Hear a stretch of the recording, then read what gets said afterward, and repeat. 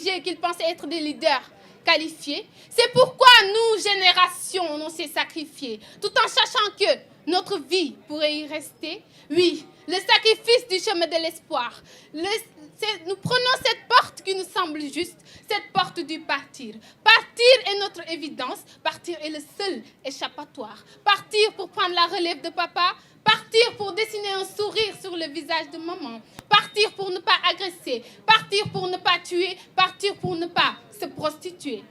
Ah, nous sommes Sénégal, le pays de la teranga. Aujourd'hui, c'est le pays des assassinats et de l'attentat, le pays de l'éloge et des mensonges, le pays des beaux parleurs et des arnaqueurs, le pays de l'émission et de la corruption.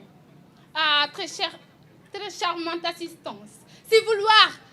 réussir dans la vie est un crime, si vouloir rendre fier un parent est un crime, si vouloir développer son pays est un crime, alors nous, génération, plaidons coupables. Oui, nous sommes coupables de ce crime indubitable, mais nous ne serons pas les seuls à être condamnables. Devant vous, respectée Assemblée, j'ose blâmer ce gouvernement incapable qui est tout aussi coupable et criminel que nous. Voilà les quelques mots que m'ont été soufflés par ce peuple oppressé. Et pour finir, cette finition qui finira finalement par finir, je vous quitte. Slam. Celui avec un bon cœur, celui qui n'est point chu et qui fait tour avec ardeur. Je suis cet homme jugé calme, avec comme arme le silence, son pur l'esprit est d'âme, mais qui prône pour l'essence. Je suis cet homme jugé calme. Je suis un homme rare car étant recherché. Philosophe, poète, flûtiste, écrivain, tous mes objectifs ne sont pas vains. Je suis Diouf Mamadou, je suis Nul Kouk. Salam alaikum. La première fois que je t'ai vu, tu m'as chamboulé. Je ne savais où j'étais car dans les nuages je planais. Une telle beauté ne se voit pas tous les jours. Alors j'ai saisi ma sens et je t'ai dit bonjour. Te connaître toi? Oui, toi, je ne le regrette pas. Tu as su me combler de bonheur, alors t'abandonner, je ne le pourrai pas. Te marier? Oui, ce sera de bonne heure.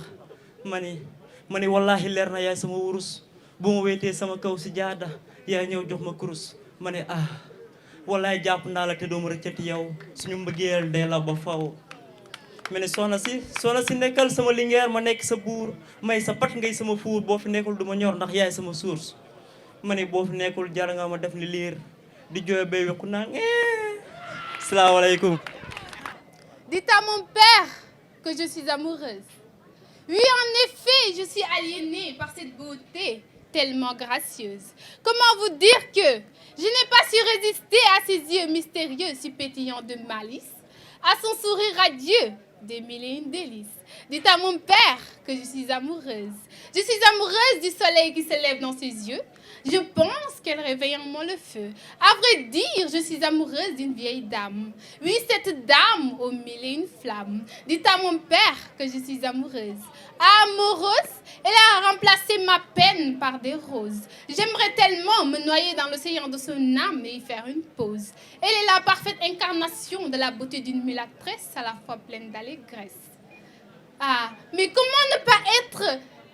pas aimer une telle magnificence? On dirait une fleur naissante. Dites à mon père que je suis amoureuse. On dit souvent que si on tombe amoureuse de la lune, on sait se regarder les étoiles. Alors, sache qu'à mes yeux, j'ai mis le voile. Ce voile qui dévoilera ton identité. Ah, dites à mon père que je suis amoureuse. Oui, je suis amoureuse de celle dénommée la ville de Thiès. Oui, cet amour de ma ville natale demeure vital. Je suis amoureuse des mille et une lumières de son visage, des mille et une couleurs de ses paysages, du blanc de ses niais si clairs et de l'azur de ses yeux si bénis. Allez donc dire à mon père que je suis amoureuse. Slam. Samay gët yaa si fees def ma sa waaya saa boo meree ma lay raay jaral nga ma tëdd si raay train jaar sama kaw waaw saa xol yaa si nekk neel tekk nga déglu ma oh ma bella ma preta Mariana ma Margarita dara daakul boo solee tey baas ba romb ma di la xool la di raay samay face sama mbëggeel ci yow chaque jour ma waxtaane ko suñu waa classe boo amee ay dut bee dama laaj ay satu toog sa wet di yëglu neex wallaay da nga neex baax saf xale bi moo dàkk may bu dina ma neex baax na yaru na bëriwul wax mel ni daaro lu ma ko def mun ma béy yaa bul ma yërëm ay fay ma benn la fi di ko 15 bay gëlëm sa cafka yaram laa taamu suñu ànd moo dàkk ami ak magique pa yaay virus bi dugg sama yaram xale bi mooy médecin bi ma mën a faj saa yu ma feebaree bu ma ko gisee rek yëg tawfeex ak bànneex ak lu neex xanaa neex suñu ànd duo la duo attaquant la Benzema Cristiano Ronaldo Benzema danaan tag rek passe dugal profondeur Cristiano kees rek dóor mu naan ma béyyaa yaa bandi ci góor ma ne ko non c'est juste que dama mànd si yow xamoo sax sa taax ni may def je lui ai dit que tu es la racine carrée positive de ma vie, l'équation bilan qui assure ma survie. Tu es la reine qui trône mon cœur. C'est pourquoi je te consacre ces vers venus de mon univers. Slam. mais dafa am lu ma leen doon laaj Grand Ngoury dafa am lu ma leen doon laaj est-ce que fen baax na mais est-ce que wax dëgg wóor na waaw jamono ji est-ce que wax dëgg wóor na man moom damaa jël décision bàyyi naa fen waaye dootuma wax dëgg laaj leen ma lu tax parce que fen baaxul wax dëggit doxul fii la dëgg doxantul koo gis mu ngi dox ak tul pikiru dëgg dugga tul fen la ñu mëq ba suur xaaral ma noppi sax wax wóoratul ma ne fii kaani gi kooku fi tuuf mu mere la te ku yëngal aras yàlla du mën a la fii kenn ñemetul wax sa xalaat tax lu may waxati naa ko xoolaat ma bamtuwaat ma ne fii kaani gi kooku fi tuuf mu mere la te ku yëngal aras yàlla du mën a la fii kenn ñemetul wax sa xalaat tax lu may waxati naa ko xoolaat fii li fi jara wax bari na waaye ku ko wax bari wax te ku dee bëgg a am dem àjjana noqi ci jannat waaye dañu am nattu waxay nattu kaay suñuy yëf këpp safara ñu ko bañ a ëpp waaye ñoo koy ëpp dëkk di ko xam ba dëgg xam ba ca tax fan lamb ca maa ngi wax ngeen ne tekk jàppee ko cax boo leen dul firi mukk ndax xol la cax xol la nga ca xool la ca baaxu cax tund wi sax jëfi dëgg du sax sax yee koy sàq mi waaye iblis ay sàq ci sàq mi loo jaami ñu suuxal dëgg suuxat fen ndax musul xat fen la tàbbal suñu xol mu meññ law mën ñu moññ ci bañ dëgg ba ku ko dégg fëgg sa dënn deretal say bëñ coow jib suul dëgg fen feeñ ñu tàmbali di wax di saaga ku wax génne paaka te reewande di waxande koo gis mu ngi ci garde gaal gi fii la teere reewande am naa ci ay téere waaye duma teere di kaf foore dama ci kang foore tax ma dëxëñ ko sama waxande du lu may doxaale duma ko waxaale sama yar laa ko jëndee kon waxal rek te bul dóor gaynde gu xiif du góor kéwél nayif ba du ko sóor coow nag baaxul te mot naa sóor ba tax Grand Ngoury dootuma wax dëgg doxul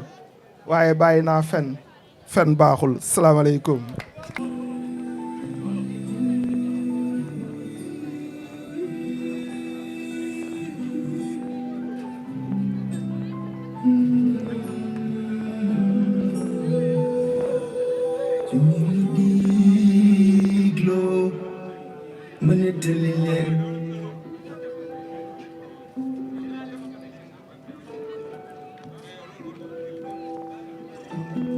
su ngeen ma dégloo ma nettali leen su ngeen ma dégloo ma misaal leen su ngeen ma dégloo ma misaal leen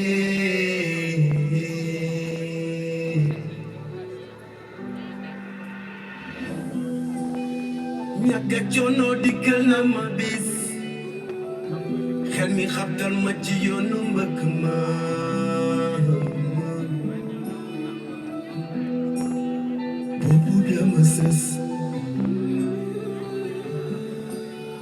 boobu dama sës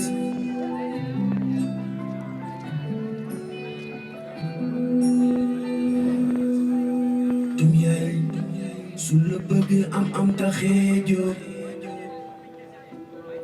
te ràññee woo fi nga teg sa tànk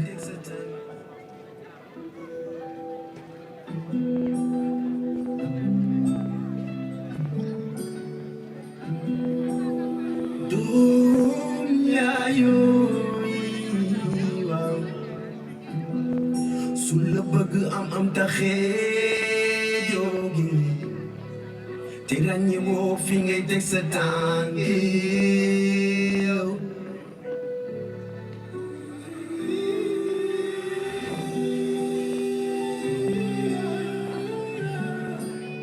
liquide le sac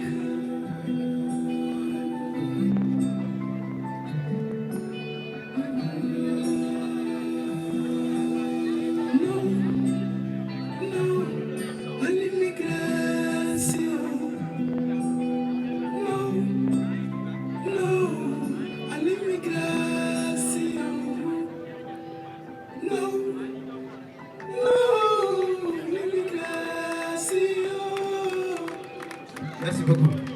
Merci beaucoup. mbégte lool di nuyu Moussa Seck ak artistes yi nga xam te ni ñooy suñuy artistes dëkk Thiès ñoom ñëpp suñuy xarit lañu ñun amul ci sens interdit fépp fu mu dem rek Thiès la ñuy représenté kon tamit di ñaan tamit waa dëkk bi ak képp koo xamante ni kilifa la mu gestu leen man nag dañoo am mbégte parce que Thiès lañ dëkk amoon lu dul Thiès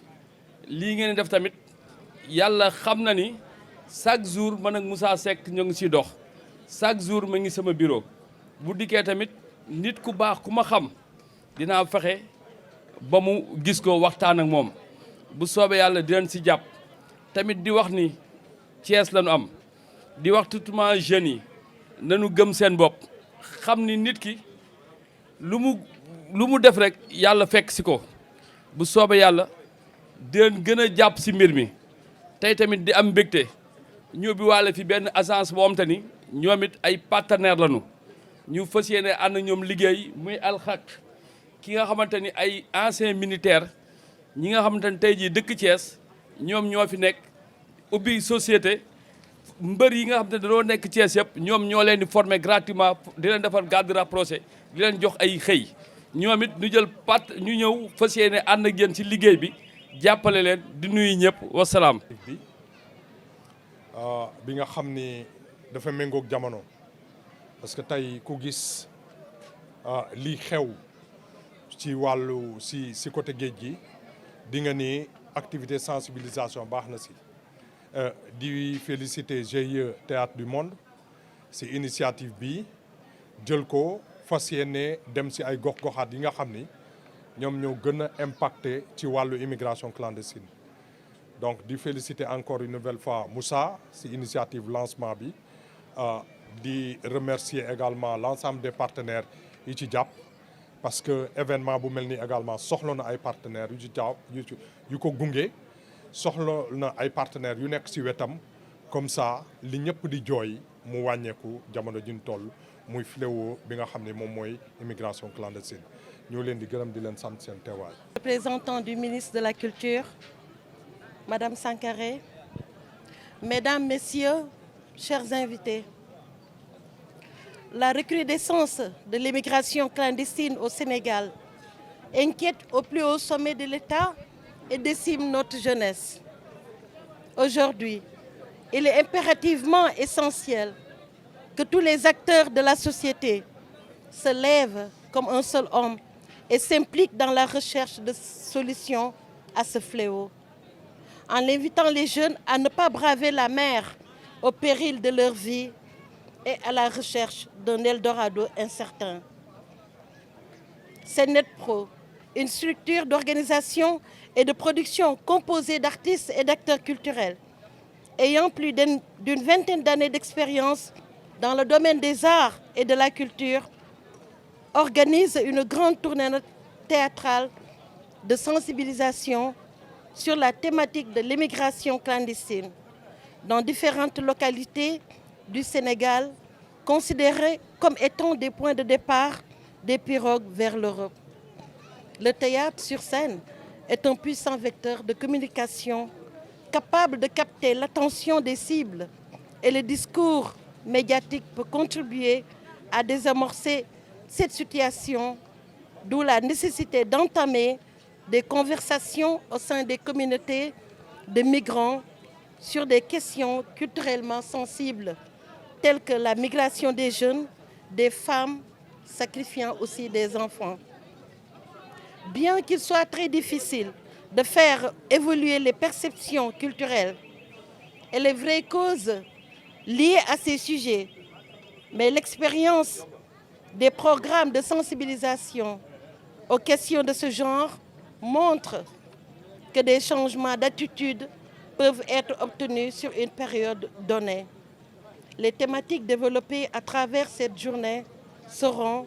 l'enracinement des jeunes, le civisme et la citoyenneté, la sauvegarde des valeurs de bonnes mœurs de notre société, la sensibilisation et la conscientisation des jeunes à travers l'art et la culture. C'est dans cette dynamique que nous nous réunissons ici, aujourd'hui à Thiès, à la promenade des Thiessois pour faire le lancement de notre projet de lutte contre l'immigration clandestine. Nous attendons envers toutes les autorités, mécènes et autres contribuant des appuis multiformes, autant financiers que matériels, sur l'atteinte de nos objectifs fixés. Je vous remercie de votre attention. dem tukki ngir tekki pas-pas wi takk sunu xeet ba mënuñoo tekkee booy naam ku di góor ku nekk bëgg nga koo tekki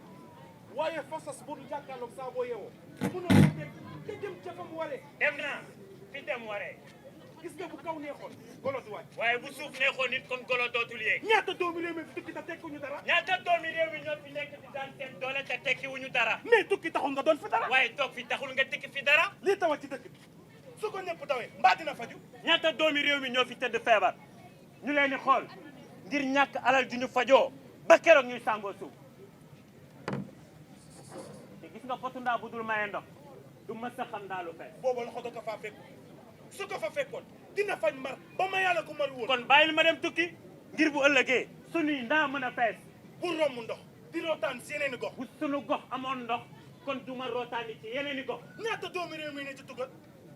bés bu yàlla sàkk ñu leen ni mbugal moo xam ndax rey wala yeneen xeetu ñaawteef te du mujj fenn ñaata doomi réew mi ñoo fi nekk bés bu yàlla sàkk ñu leen ni mbugal moo xam ndax rey wala yeneen xeetu ñaawteef te du mujj fenn Samba li nga ma wax ca tugal dégg rekk nga ci am man li ma la wax ci réew mii la xewee te bés bu yàlla sàkk nga teg ci sa bët booy kuy naaw say jump di ruus fa nga jëm daa soñ waaye bàyyi ma picc moom boppam garab bu ko neex lay tàkk sa baay mooy ci gox bi ñu nekk bés bu fi jógee yow mii yaay ko koy wut tukki war la sàmm ko lu war la Samba tàggu naa sama baay mu sas ma ñaax ma ñaanal ma waajal ma ni ñuy waajalee doomi gor te yow sax yaa ngi mel ni kuy bëgg a doon sama kilifa te nga maa mënta bàyyi ma dem dem waxta yombee noonu ndax kilifa gu nekk boo sañoo sa njël du manqué benn yoon ba say doom di lekkaan si ni kër te naa la xamal lenn nag gis nga ku la abali bët fu mu ko neex rek ngay xool gis nga yow doo ma téye damay dox fii ku fi toog ku lay jox réew mi tëw a dox ñu nar a dee si dundee jox Samba bàyyi sama loxo bawuma sa loxo damay dem doo dem dama lay dóor rek sama bakkan bii laa teg ay yàq ay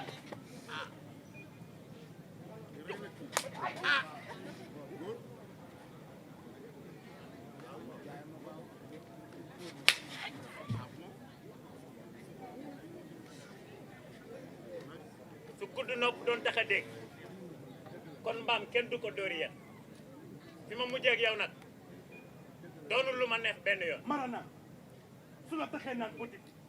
su la binoo bee di nga rus saa bu mar naan demee bay rey nit soo gisee potit naana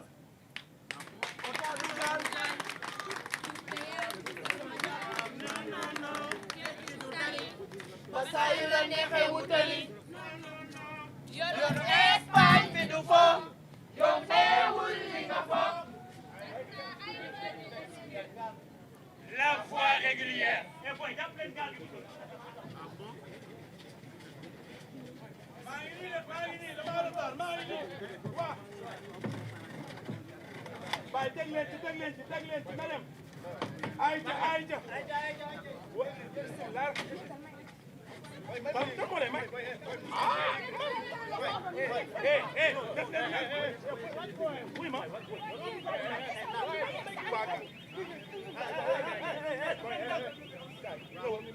waaw soxna si nag yow tamit da ngay gaaw na tamit nag ah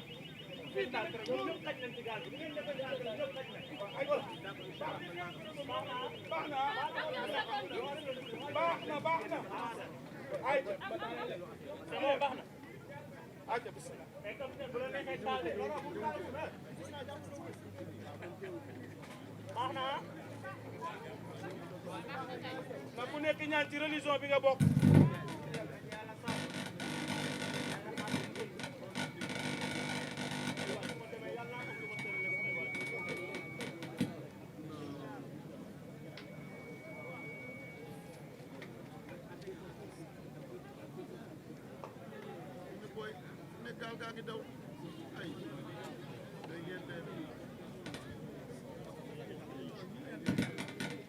Ils peuvent fermer la mer, barrer les routes et mettre tous les moyens de surveillance qu'ils veulent. Nous, les jeunes, serons toujours à la recherche de nouveaux chemins de migration. Même si ça demande notre mort, nous partirons.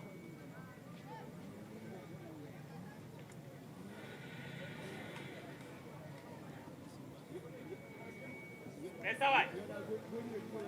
ma seetlu benn affaire biñ déparé ba léegi ñëpp a ngi waxtaan mais yow waxoo kenn yaa ngi ni tekk rek lan la lu xew. nga dem bi may def dara ñuruma ci waaye faaw ma dem ndax police moo may wër ci biir dëkk bi. Police mais yow lan nga def ba police di la wër. li ma def ba police ma wër rëccuuma ko benn yoon ndax bu jaatee ma def ko dama koy def ndax sama baay laa rey.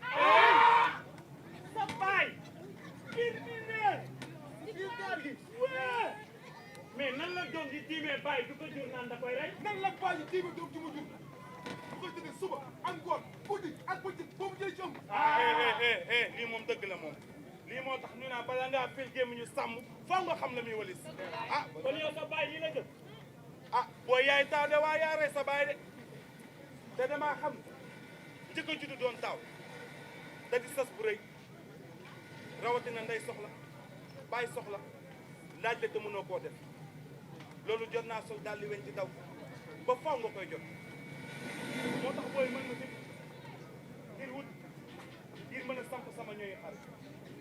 dinaa dem wut ngir fomp rongoñ bi dëkkee way sama lekk waajur faaw ma dem am ngir mën a xeex ak samay noonu moo tax Barça wala Barça am baa dem rek. bi may tukki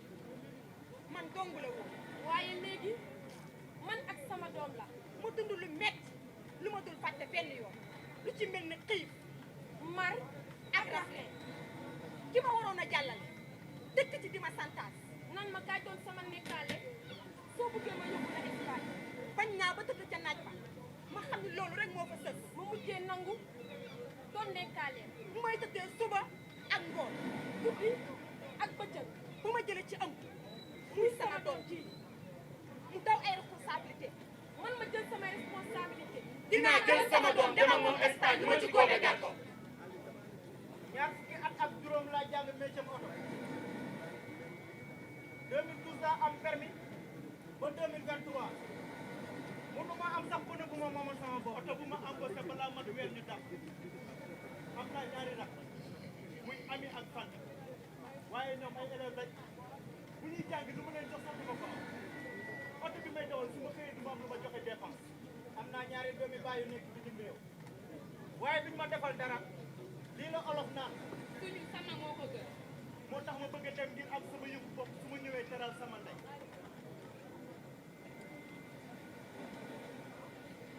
partir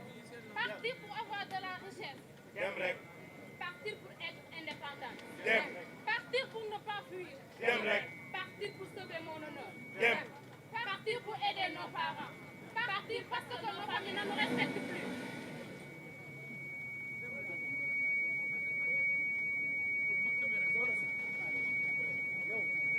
waxoo dëgg xanaa yaa noo yeetul bàyyi sama doom soxna si kii wax na la dëgg xale bi nooyatul te néew duñu duggaale moom Espagne daal la wax joxeel xale bi laa wax joxeel xale bi joxeel xale bi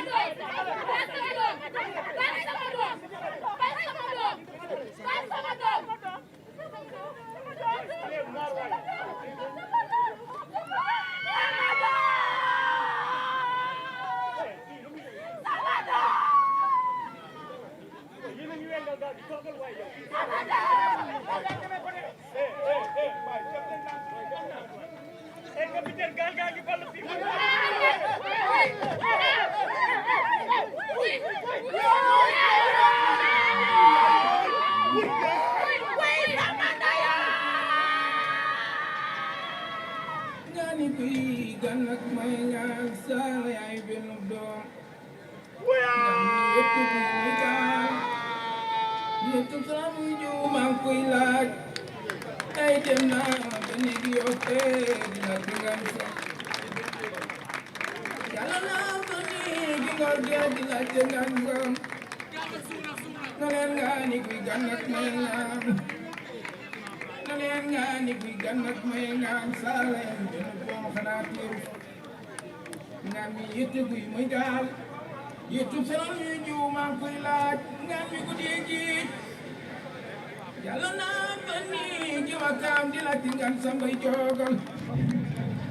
na leen nga ni kuy gan ak may ngaam na leen nga ni kuy gan ak may ngaam saala yay den joomi lebu nga nu ngan sam ci lu ndi cu samay samaam maa ngi laaj tingan mi dugi néegi tubaab jalaw dem go maa ngi laaj tingan ni kuy gan ak may ngaam sala yay beenu doom yàlla naa ba nii dina kër di la tengan sam. La colonisation est d'abord psychologique avant d'y être physique. Il n'y a pas plus grave que d'être un mendiant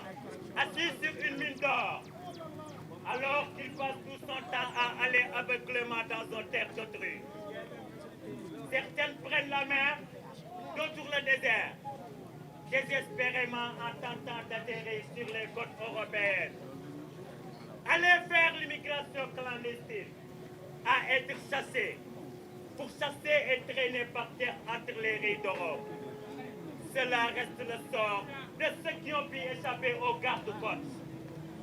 Les autres sont rapatriés ou perdre la vie en cours de chemin. Leur corps reste enseveli dans le désert ou finit entre les dents de requin. Restez chez vous les jeunes. li ma lekk ci yéen bari na man géej bu mu toll nii sama biir a ngi fees dell toog leen ci seeni territoire mën ngeen a am li ngeen bëgg ci seeni territoire toog leen toog leen toog leen Solosa, Solosa, Sule Sondaba, Sumela, Sumbe South-Africa, Solosa, Solosa, Sule Sondaba, Sumela, Sumbe South-Africa, Reino Yabaleka, Reino Yabaleka, Sule Sondaba,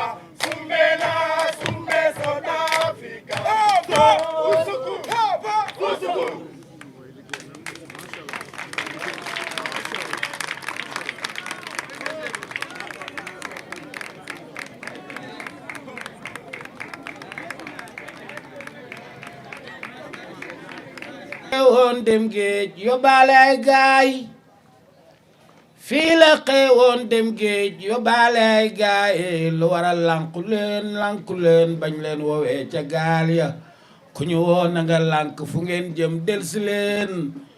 ku ñu woo na nga lànk fu ngeen jëm delsi leen gaal ga saay njort woon naa ko waay gaal ga saay njort woon naa ko waay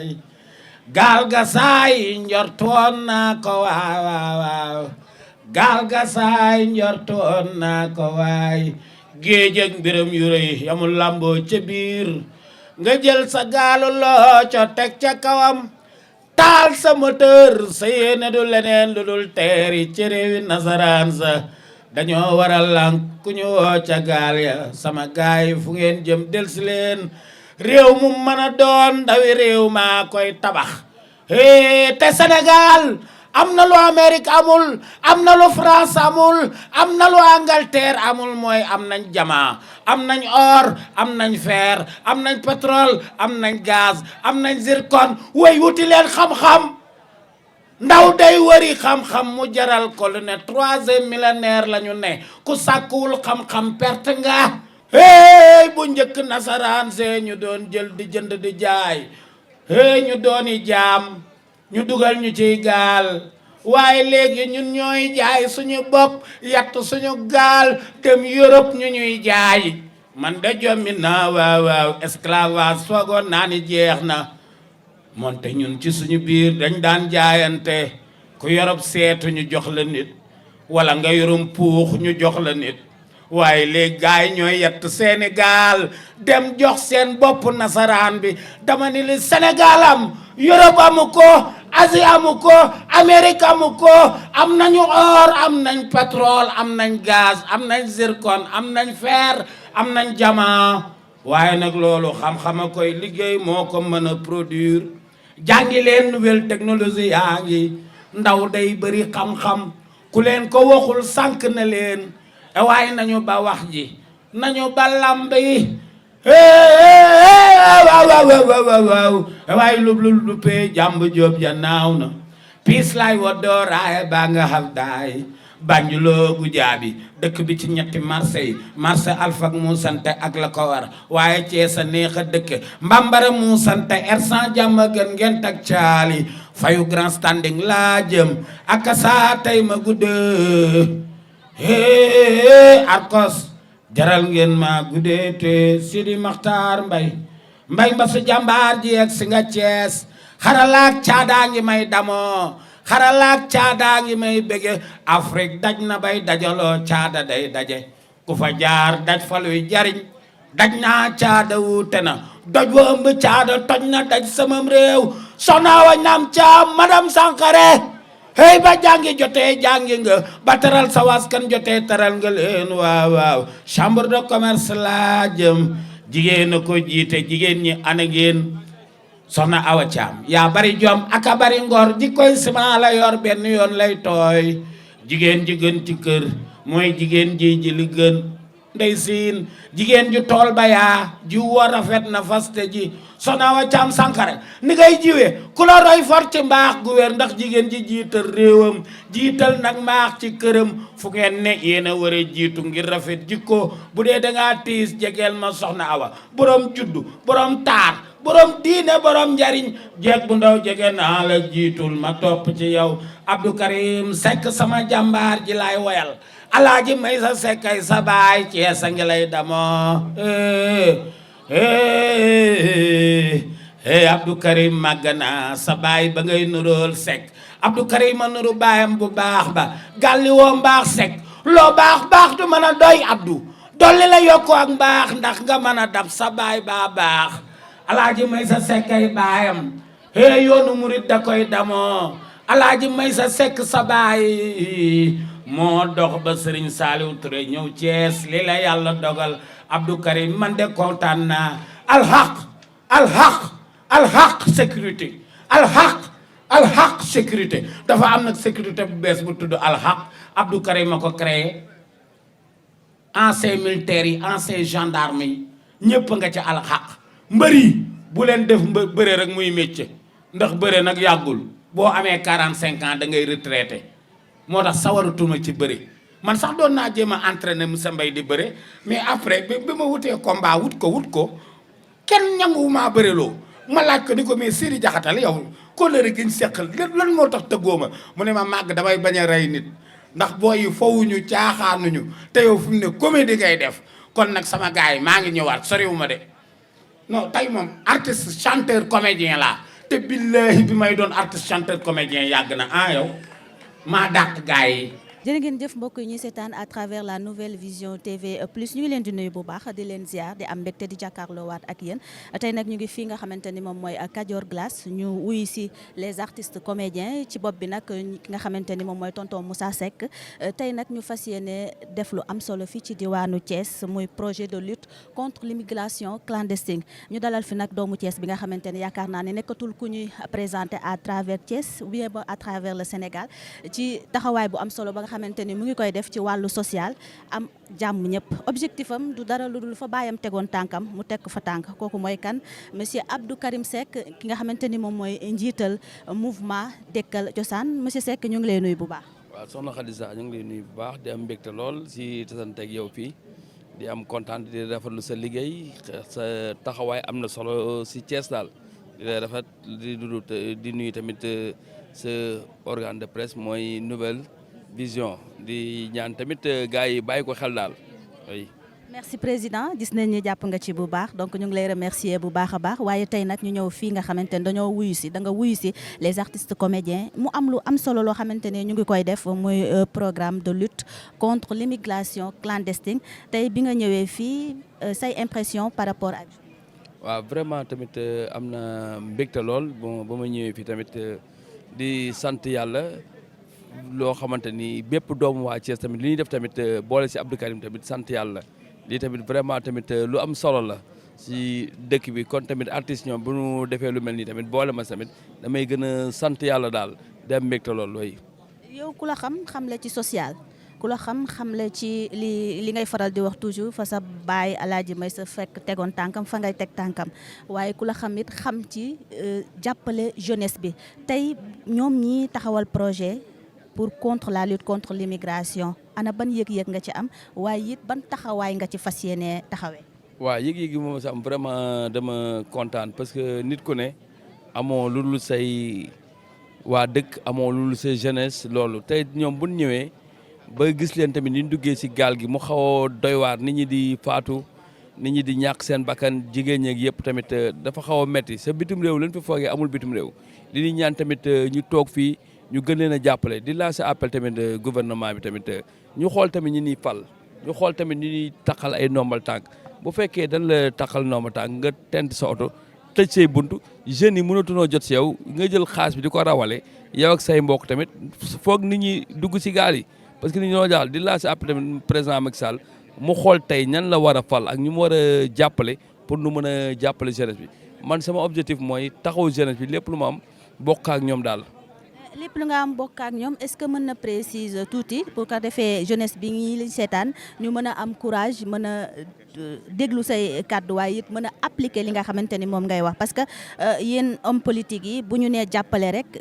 ci ngeen di yem waaye est-ce que mën na am benn précision boo xam ne ku ko dégg vraiment dina mën a am envie ñëw fekk si ki nga xamante ni moom waaw parce que loolu boo gisee tamit ñun ñu ngi créer parce que tey tamit créer nañu benn société gardenage boobu tamit tey jii bépp écrit mbër yi am te ni ñoom ñëpp mën noo bëre ñu former leen wutal leen defal leen ay garde rapproché wutal leen liggéey tey tamit ancien militaire yu libéré yëpp ñu ngi leen jël tamit dugal leen société gardenage di leen jàppale mooy ñi retraité tamit ñu ngi leen di jàppale tey tamit ñu ngi wut ay sponsors yoo xam te ni ñu ngi dimbali mooy presse bi surtout yéen ñi nga xam te ni amoo leen doole amoo leen ndimbal amoo leen ay sponsors tamit ñu ngi dem di ko wuti ji ñu ngi fexe daal ba gën a yaatal mbir mi moom bu yaatoo rek kenn ku si ne bu si gisee boppam rek yaakaar naa ne affaire bi dina gën a mën a yaatu daal di remercier Moussa Seck tamit vraiment tamit lii mu def tamit lu am solo la daal oui. merci président. amul benn problème ñoo far merci beaucoup. donc ñu continuer rek fas yéene dalal sunu artistes yi nga xamante ni tey ñoom ñoo woote journée bi fii ci Kajoor Glace muy programme de lutte contre l'immigration clandestine mu nekk lu am solo ñu dalal nag la grande comédienne Adja Ndeye Sine Sall sama doom baay la Sall la sant gis nga. fay naa la ma chérie doom baay ça va je vais bien alhamdulilah. non juste que je suis artiste comédienne. En tant qu'actrice culturelle, c'est Moussa Seck. Moussa Seck, en fait, mon projet. C'est un projet de Moussa Seck. Un projet, ça parle de l'immigration clandestine. En tant artiste en tant qu'actrice culturelle sama morom acteur di def événement bu mel nii je pense que il est de mon devoir de l'accompagner il est de mon devoir aussi d'être présente loolu moo tax ma ñëw fi tey. tout à l'heure xale yi joué nañu fi bu lu am lu doy waar dama ci jukki benn bi nga gisee ki nga xamante ni jigéen la mu yor doomam nekk ci gaal gi voyager ba yàlla dogal ci li muy dogal ci doomam qu'est-ce que vous avez ressenti en tant que mère? Non, j'ai failli pleurer sincèrement j'ai même pleuré je dirais parce que dama ne ay lii dama ko daan dégg ñu koy raconter des femmes qui voyagent avec leurs enfants avec leurs bébés et toujours bébé bi en général bébé bi dafay des ci géej bi wala yaay bi des ci géej bi mais tey dama ko toog seetaan ko spectacle live and direct donc ça m'a beaucoup ému sincèrement ça m'a fait pleurer c'est dur c'est dur.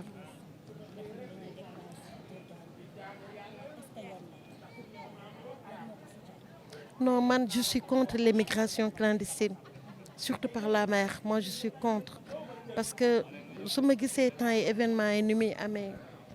on parle tellement de morts des jeunes qui perdent leur vie des femmes c'est déplorable ça fait mal surtout en tant que femme quand je vois des femmes qui se démerdent pour voyager par la mer et je me dis que peut-être ndeysaan xëy na ñàkk gu metti wala désespoir wala nakar wala bëgg a tekki moo tax surtout ñu jël géej bi je me demande est-ce que duñu xool naka la ñuy def quand même pour développer notre pays pour développer notre Sénégal afin que les jeunes y trouvent quand même leur salut les jeunes trouvent du boulot les femmes aussi parce que xam naa ne métti rek ak nakar moo tax ñuy dem mais j'aurais quand même préféré qu'il reste ñu defar suñu Sénégal ku nekk trouver son compte vraiment lan.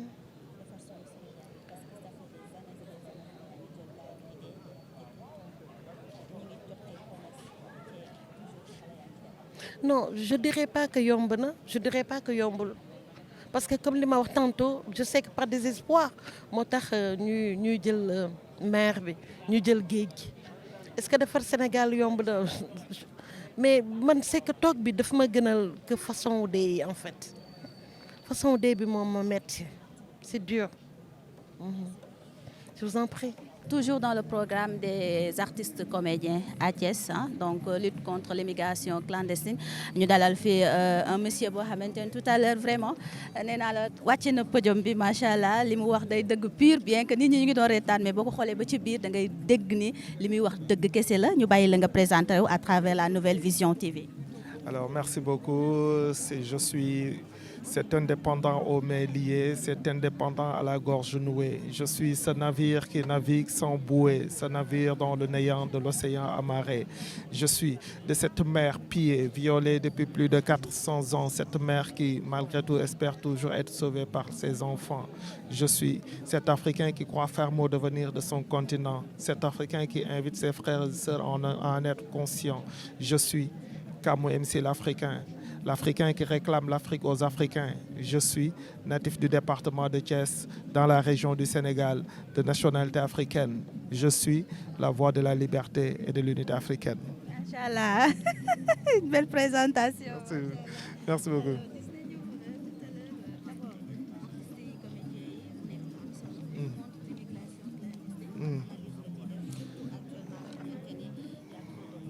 waaw xam nga artistes yi moom ils ne font que leur rôle.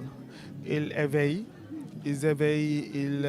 alertent, ils sensibilisent, ils conscientisent. Et c'est dans les deux sens. Ce n'est pas simplement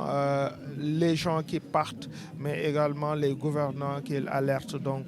tout ce qui a été dit aujourd'hui ici, ci loolu ci cadre boobu la dem mooy des deux côtés inciter les gouvernants à regarder le fond du problème et à le comprendre afin de trouver des solutions, mais également inviter les populations à rester, à avoir confiance en eux, à rester chez eux et à essayer de trouver une solution à leurs problèmes ici chez eux. Donc c'est important et ça c'est le rôle de tous les artistes et c'est ce qui a été fait aujourd'hui ici. Nan ngay jàngatee ki nga xamante ni tey buy voyager day def ay 500 000 ci gaal gi passe pour dem nga bàyyi sa réew mu wóor la ne yow boo demee automatiquement doo liggéey 500 millions yooyu est-ce que xajul woon fii Sénégal. waaw xam nga le problème est plus profond que ça. Des fois tu peux pas juger les gens sur li ñuy def parce que gis nga bu espoir amatul nit ki lu mu def du doy day rep parce que amatul espoir donc ce qu'il y a lieu de faire c'est de créer de l'espoir chez eux et que dañuy gis ni effectivement et bon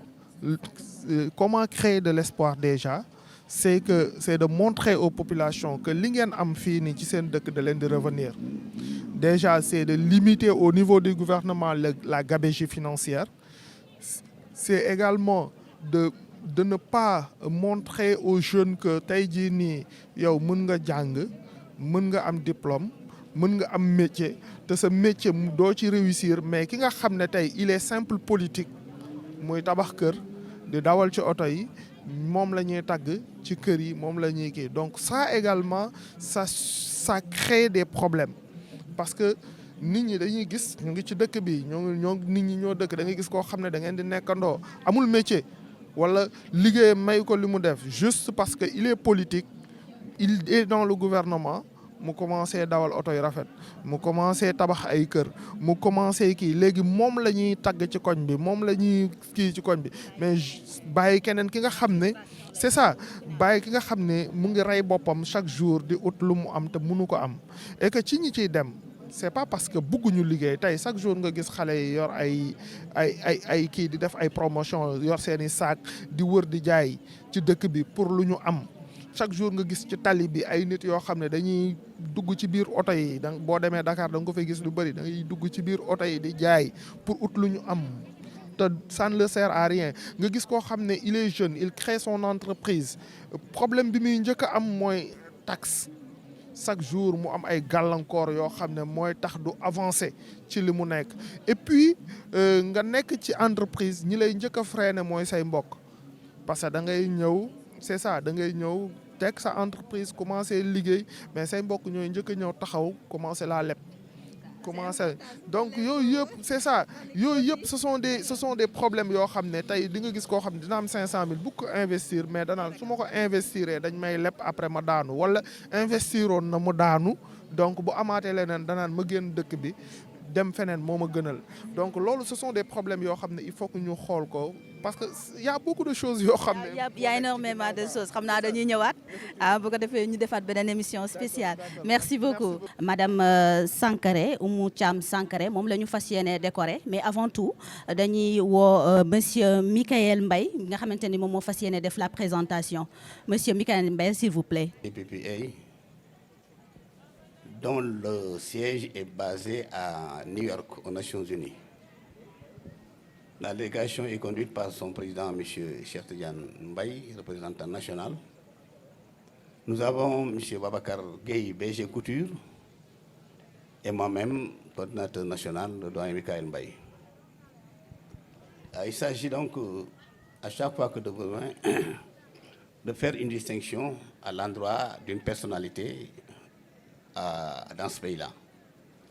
Parce que le GPPA a comme mission de prôner la paix à travers le monde entier. C'est une association composée de 196 pays. Donc, dans chaque pays, il y a une représentation nationale. Et au Sénégal, je viens de vous citer la représentation nationale composée de gens que je viens de citer. Alors, nous avons mission de distinguer les hommes ou les femmes dont la mission a été remarquée par toutes les autorités de ce pays. En l'occurrence, les gens qui ont rendu service à leur pays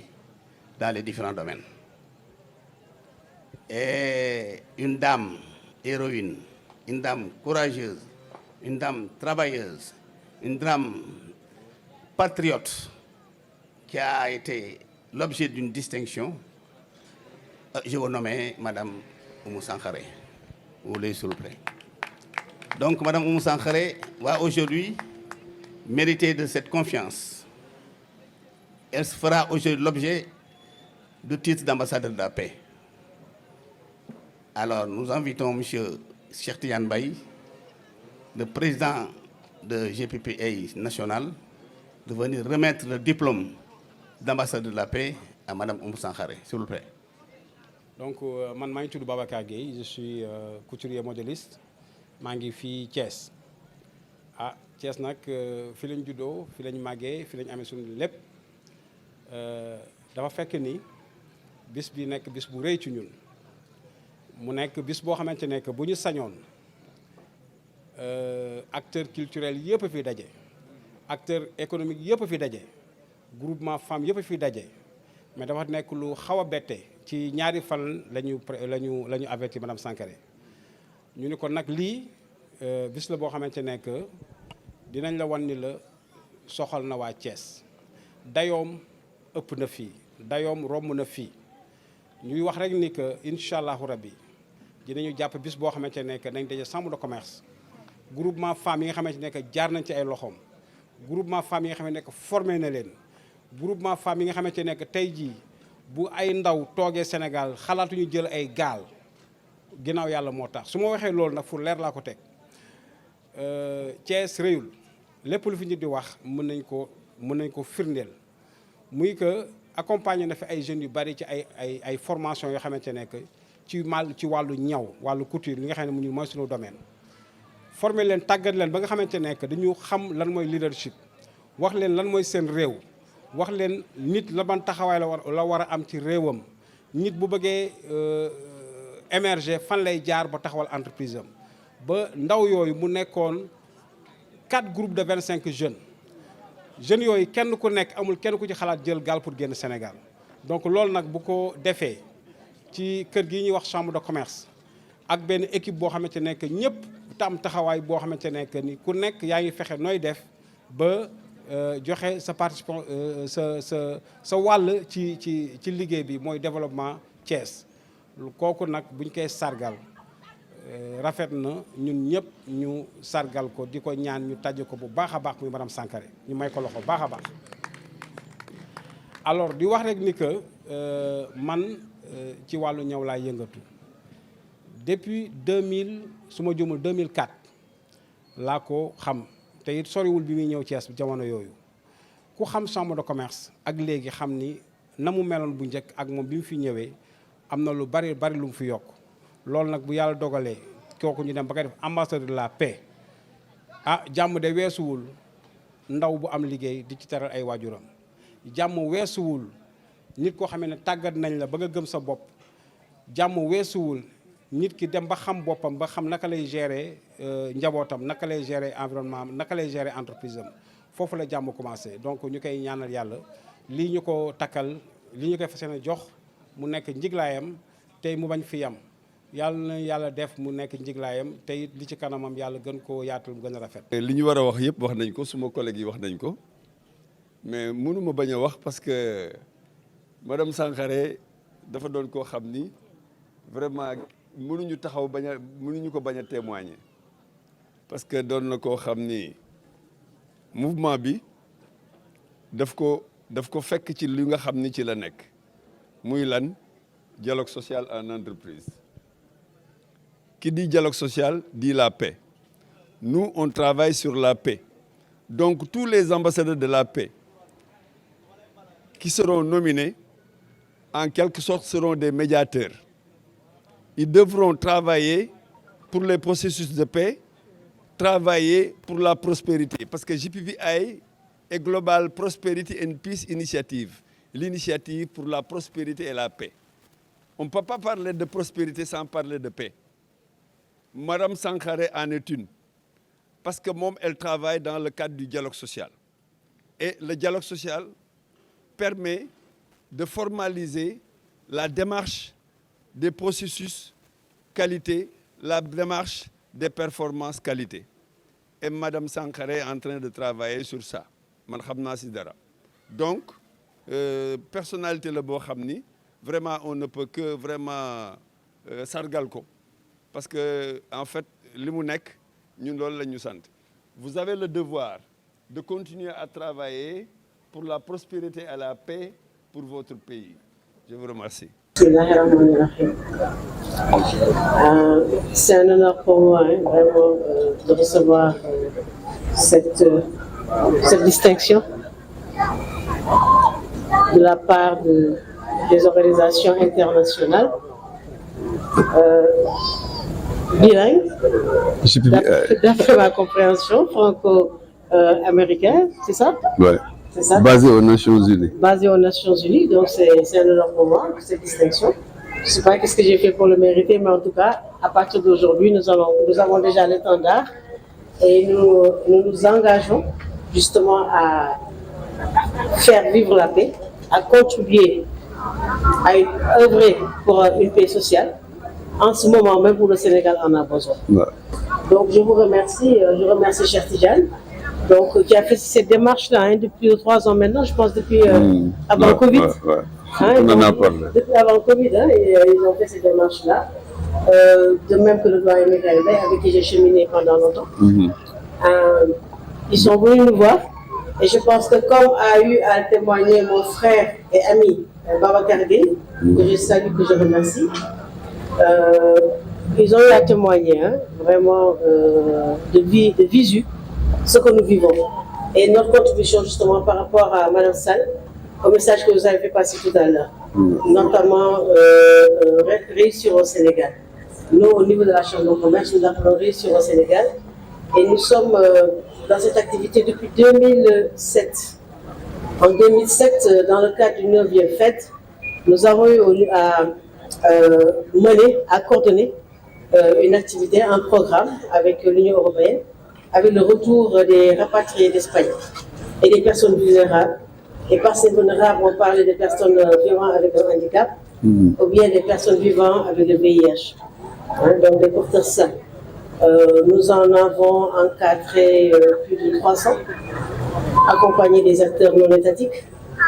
Et en 2017, nous avons coordonné aussi le programme Réussir au Sénégal, où nous avons accompagné 120 jeunes dans 4 métiers, comme l'a dit tantôt M. Michael Bay, et même vous, je pense, et même le directeur du centre culturel, qui a dit tout à l'heure, nous avons accompagné 120 jeunes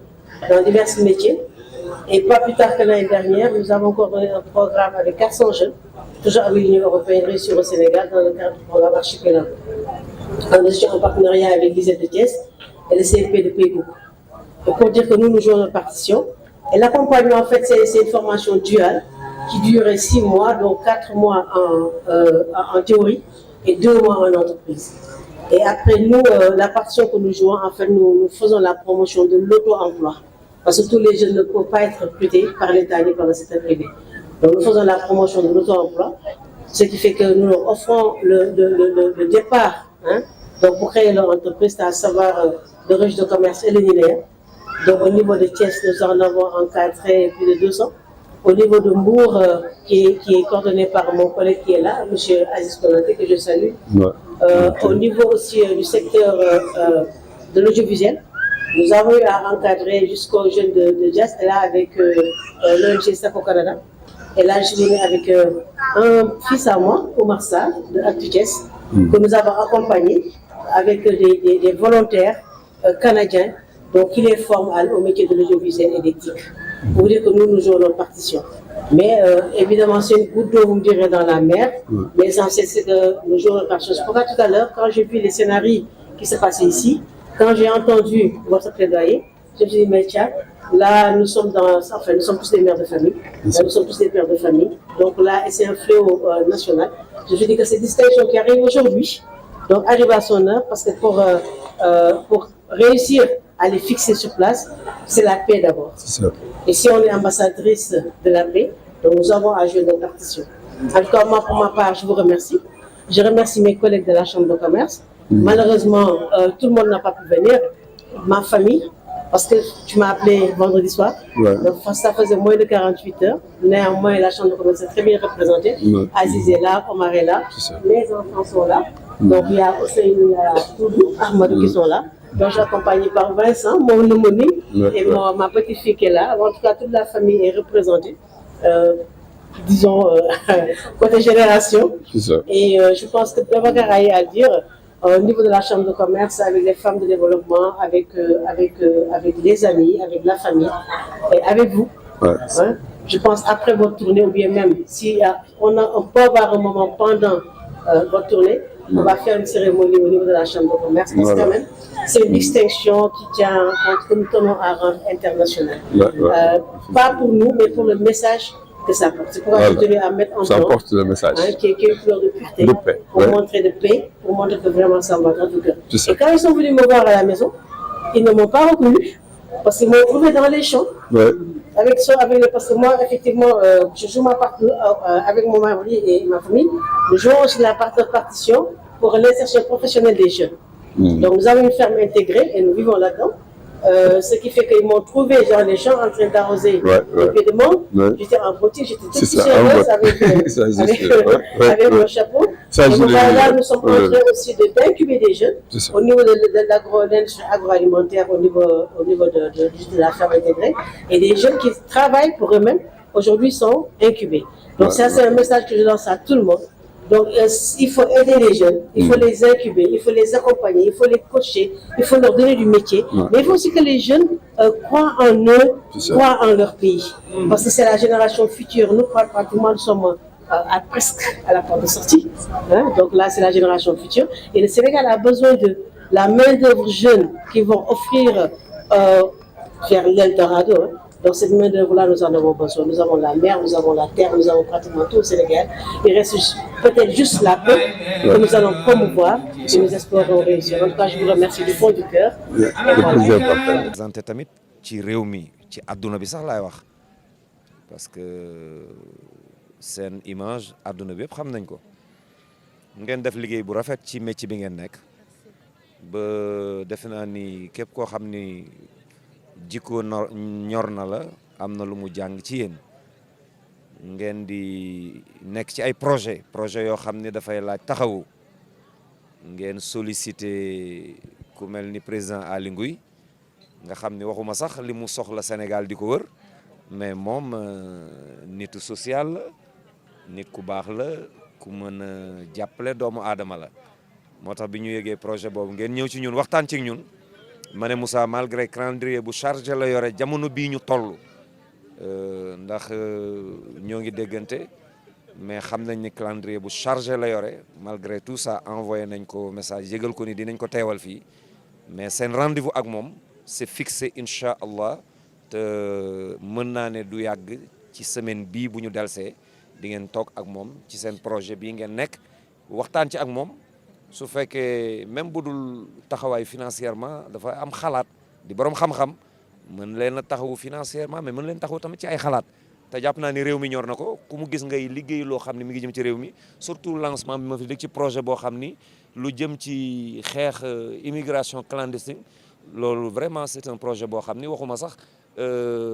président Aly Ngouille mais nit ñëpp ci war a dugal seen loxo parce que loolu phénomène la boo xam ne tey jii Sénégal yëpp bu ñu sauvé woon nit ñi ci loolu lu bëree bëri dana amaat mu nekk loo xam ne stabilité lay doon pour suñu réew donc kon di leen wax ni ñëw nañ fi teewal ko moom président Aly Ngouille mais incha allahu rabbuna seen daje ak moom jàpp naa ni dina am ci semaine bii ñu jëm bu soobee yàlla incha allah Moussa ñu ngi bég di kontaan yow yaa nekkoon suñu diggante ak ñoom mi ngi bég di kontaan ci taxawaay bi di ñaanal tamit bu baax mboolem ñi ngi ko seqal projet bi yàlla na ko yàlla mottali li ngeen ci am yàlla yeggale seen mébét ba def ci lu ëpp ci seen njort parce que projet la boo xam ne vraiment képp ku Sénégal ñor war nga ci gis sa bopp war na la ñor donc kon ñu ngi ñaan yàlla na ngeen ci dem li ngeen ci bëgg yëpp ci taxawaay ngeen am ay moyens yu ko def am ay partenaires yu ñëw engagé wu pour le développement du Sénégal mais pour tamit phénomène bi nga xam ne mooy immigration clandestine mën a jeex ci réew mi en tout cas nous sommes très ravis d'être là aujourd'hui pour représenter notre frère candidat Aly Ngouille Ndiaye ci événement bi nga xam ni waroon na ci ñëw moom personnellement mais nag xam ngeen ni jamono tëdd ak xat-xatam incha allah dina jot ci lépp bu soobee yàlla tey balaa tëdd kontaan nañ bu baax a baax a baax merci beaucoup. Il faut lui transmettre notre message. Alhamdulillah. On est très contents. Merci. Ça fait plaisir et c'est un honneur pour nous de recevoir ce beau message venant de lui. Votre présence aussi daf ñuy réconforter parce que nous sommes des acteurs culturels. On dit qu'un pays qui n'a pas de culture ne se développe pas. Bu ñuy choisir def nekk ay avocat ñi choisi nekk ay enseignant ñun on a choisi d'être des acteurs culturels parce que je pense qu'un pays mënul dem sans culture. On a choisi la culture et on sait très bien que le théâtre, notre choix, le théâtre qu'on a choisi est un vecteur de communication sûr parce qu'avec ce métier on arrive à informer, à communiquer et à sensibiliser. Donc suñu gisee lu mel ni immigration clandestine mu am ci réew mi jaaxal ñëpp jaaxal képp kuy waajur donc ñun suñu devoir la ñu wax ci. C'est pourquoi quand Moussa a eu cette idée ñun ñëpp dañu nekk ci ginnaawam et su ngeen ñëwoon sànq vous allez voir fii c'était bondé de monde, tous les acteurs étaient derrière lui parce que c'est un sujet sensible et il est de notre devoir ñu apporter aussi ay solutions. Donc ku ci ñëw jàpp rek c'est à la bonne heure de tous les Sénégalais. On est très content de votre présence. Il faut remercier aussi le ministre aussi de notre part. Merci beaucoup.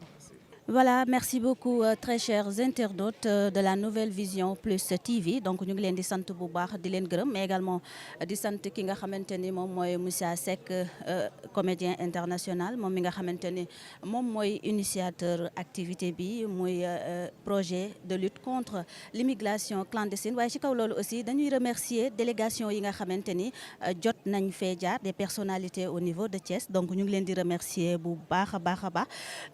ku ci mel ni la délégation du ministre monsieur Aly Ngouille Ndiaye ñu ngi leen di remercier bu baax a baax monsieur Abdou Karim Seck moom nag di njiital mouvement Dekkal Cosaan moom it ñu ngi koy remercier bu baax a baax a baax ci biir loolu aussi monsieur Moussa Seck ak ñi mu àndal yëpp décoré nañu ki nga xamante ni moom mooy madame Sankaré moom ñu ngi koy remercier bu baax gis nañ discours bu am solo bi nga xamante ni def na ko par tonton Bekay aussi Michael autant pour moi ñu ngi koy remercier bu baax ak délégation bi mu àndal yëpp donc mu ngi noonu di leen jox dig daje très bientôt ak yeneen tournée yoo xamante ni dañ ciy ànd ak Moussa Seck ak équipe bi yëpp merci beaucoup c'était tout pour aujourd'hui le rendez-vous c'est pour très bientôt inchallah merci